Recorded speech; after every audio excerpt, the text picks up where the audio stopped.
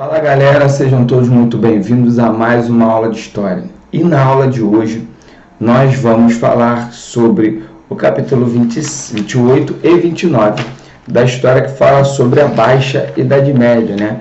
As Cruzadas e também o processo de urbanização. Desde já eu peço a vocês que dêem um like no nosso vídeo e também deixem aí nos comentários as suas dúvidas sobre qualquer assunto aí que nós vamos abordar, beleza? Então, vamos para o vídeo. Para que ele não fique tão extenso, eu vou explicar para vocês aqui, iniciando aí o capítulo 28, falando um pouco sobre as cruzadas, tá? O que foram as cruzadas, né? As cruzadas foram expedições militares, tá? Saídas da Europa para o Oriente Médio com o objetivo de reconquistar os lugares santos, né? Jerusalém e também ali nas redondezas, todos os locais santos, e que foram feitas aí por reis, né, e também pela influência da igreja. Lembrando que na Idade Média a igreja era o principal órgão, influenciando totalmente na cultura e no dia a dia das pessoas que viviam na Idade Média, no período médio na Europa, tá? Nesse contexto, nós podemos entender que o Papa Urbano II, ele resolveu criar essas expedições, né, militares, dizendo que as pessoas iriam lutar essa guerra e teriam como benefício aí um lugar no céu, porque o Papa queria, além do comércio, né, que alguns reis queriam naquele momento, o comércio para tomar conta daquele território que era uma rota comercial muito grande. Além disso, a igreja também queria passar a controlar os lugares santos de Jerusalém e também de toda a região ali do Oriente Médio, né, dali da Palestina, que era dominado pelos muçulmanos, que dominavam desde a Índia até o norte, até o Oriente Médio, norte da África e também parte da Península Ibérica. Então os muçulmanos, eles estavam, de certa forma, pressionando os cristãos, e aí os reis juntamente com o Papa, juntamente com a igreja, duas autoridades políticas que existiam naquela época, resolveram criar essas expedições, que foram 8 expedições, né, que vão aí do século XI ao século XIII. Eles vão em direção à Palestina e fazem diversas guerras com o objetivo de expulsar os muçulmanos dessas áreas que eram ditas santas. Através dessas cruzadas e também desse contato com o Oriente, nós temos aí o reaquecimento da economia. Reaquecimento da economia, como que isso aconteceu? Através dessas novas rotas, né, nós temos aí a possibilidade de um reaquecimento do processo econômico, onde mais mercadorias eram trazidas do Oriente para a Europa, e onde também os comerciantes europeus, né, começaram a ter mais contatos com outros povos.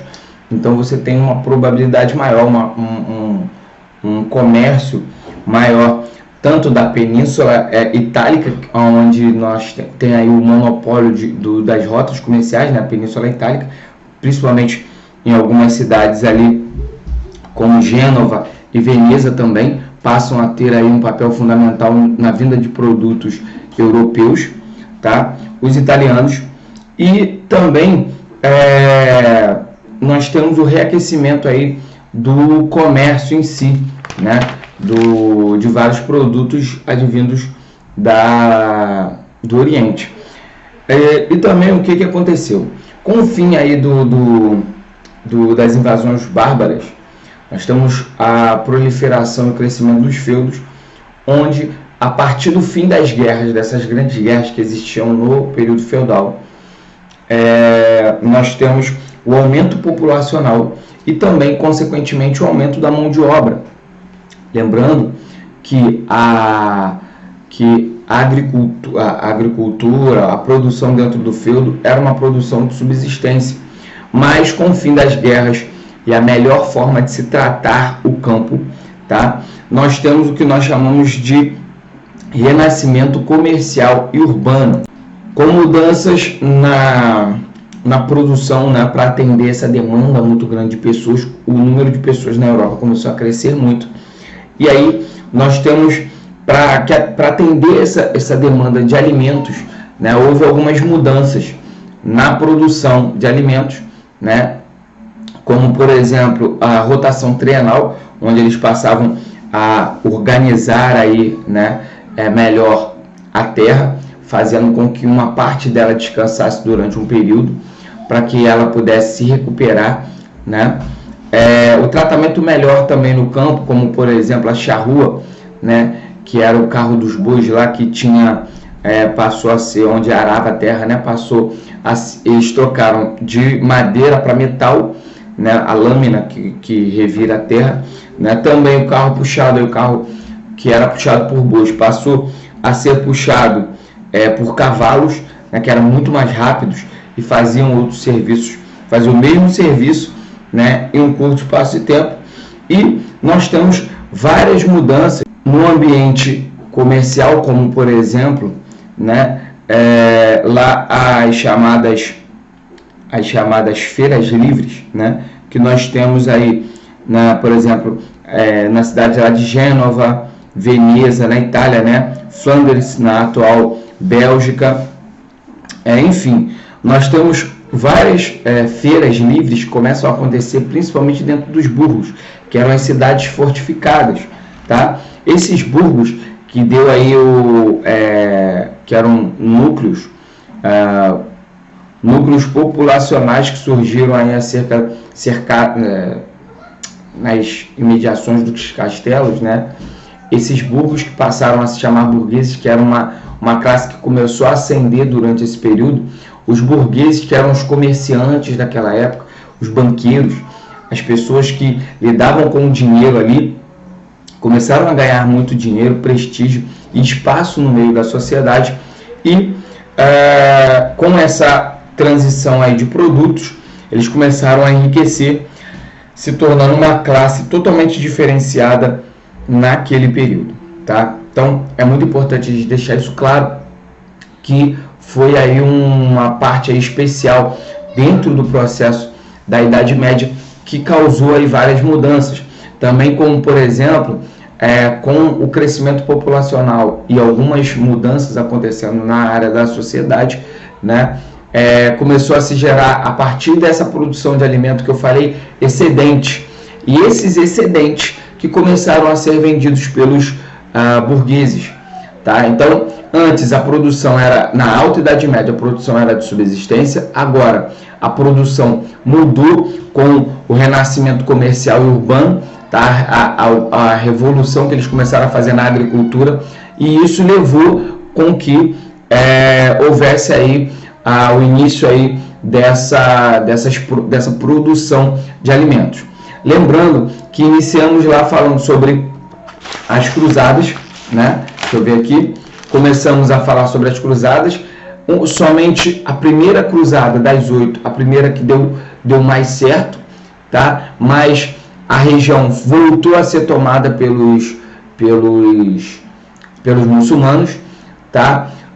Posterior nós temos várias outras cruzadas também que aconteceram, que tiveram vários objetivos, tá?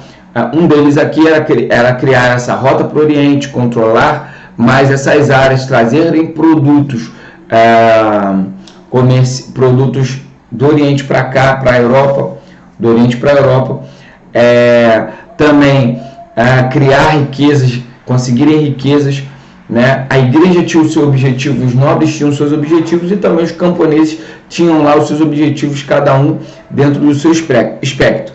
Isso gerou o crescimento comercial urbano, também a revitalização da economia, e nós temos também o surgimento aí dos burgueses, que essa nova classe começa a ascender aí através da venda de produtos.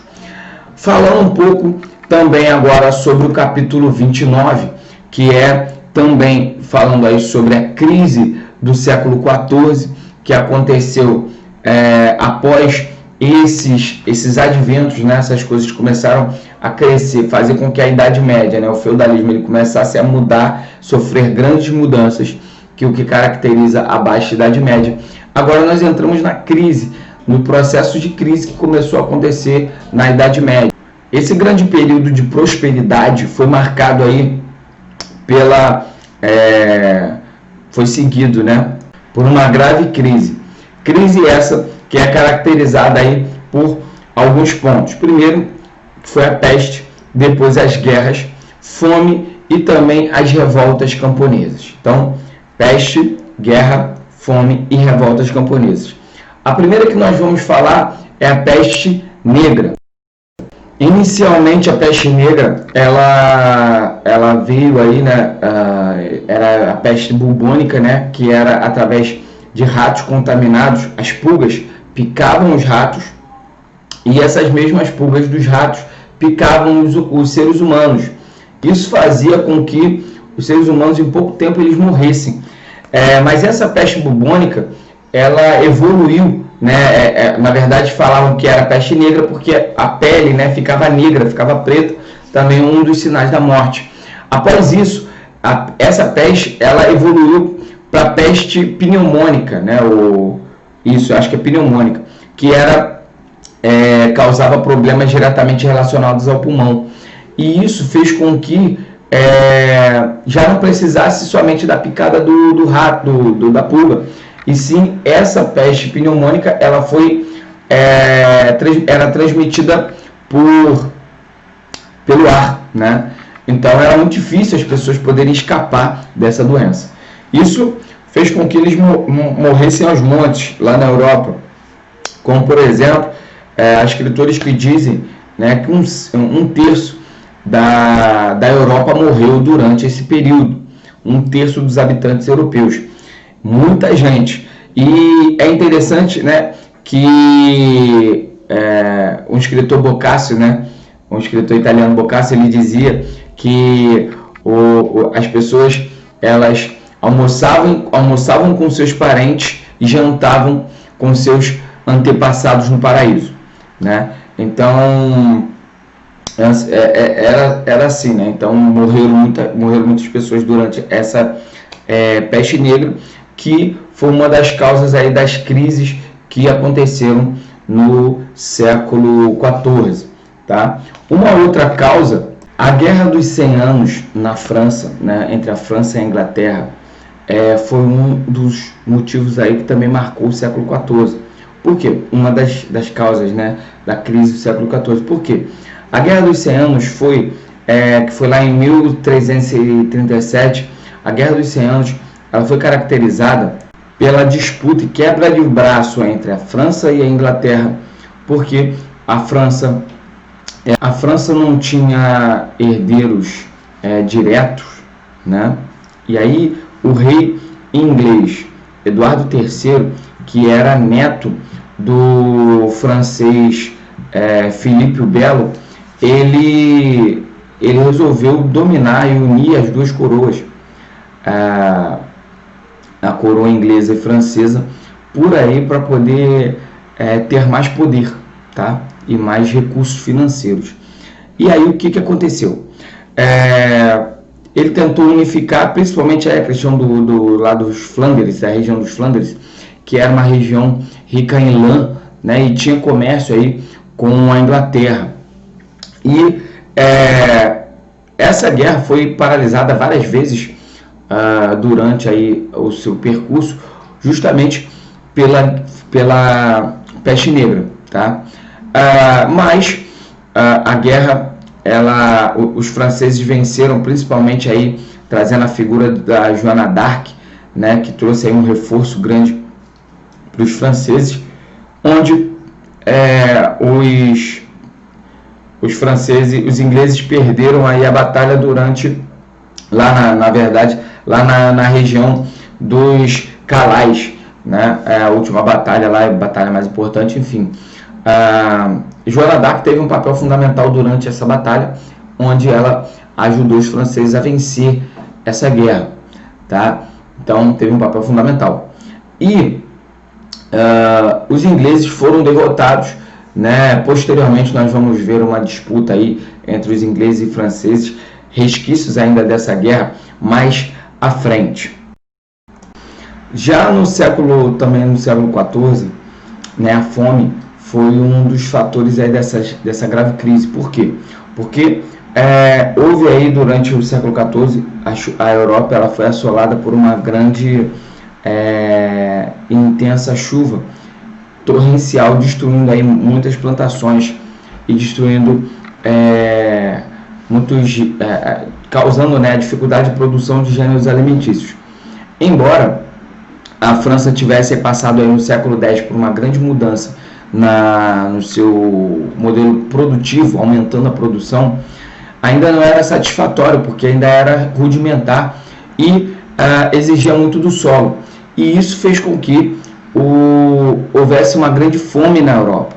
Essa grande fome produziu aí uma grande crise e também reflexões aí, um retrospecto muito ruim dentro da sociedade naquela época, porque como reflexo também a fome, muitas pessoas morreram por causa da fome, da miséria, e por outro lado foi gerado também grandes revoltas camponesas. Por quê? Porque com a diminuição dos alimentos, muitos reis, senhores, eles ficaram, senhores feudais ficaram aí com um retrospecto muito ruim disso, né, diminuindo aí os seus lucros, diminuindo suas margens, fez com que eles aumentassem os impostos sobre os camponeses. Isso causou, principalmente lá na França, né, que foi o palco de tudo isso, principalmente na França, uma grande revolta dos camponeses, que se voltaram contra os nobres, que se voltaram contra os seus senhores, e isso se espalhou por toda a Europa, os camponeses se voltando contra os seus líderes. E isso fez com que todos eles se armassem mais, né? Isso causou aí uma maior centralização do poder como consequência. Os nobres passaram a enxergar os monarcas como o centro aí para poder resolver esses problemas. Então, os monarcas eles passaram a concentrar mais poderes e terem muito mais autoridade referente aos nobres, né, aos senhores feudais e aos líderes locais. Beleza? Então, chegamos ao final de mais uma aula. Isso aí como consequência, né, nós vamos ver mais à frente, né, a formação aí dos estados nacionais. Isso passou aí como consequência, levou, né, ao que nós vamos ver na frente, a formação dos estados nacionais. Mas chegamos ao fim desse capítulo, tá bom? Eu espero poder ter colaborado com vocês. Se vocês tiverem alguma dúvida, deixe aí nos comentários. E peço a vocês que façam as atividades propostas e também os exercícios conceituais. Valeu, galera! Um grande abraço e fiquem com Deus!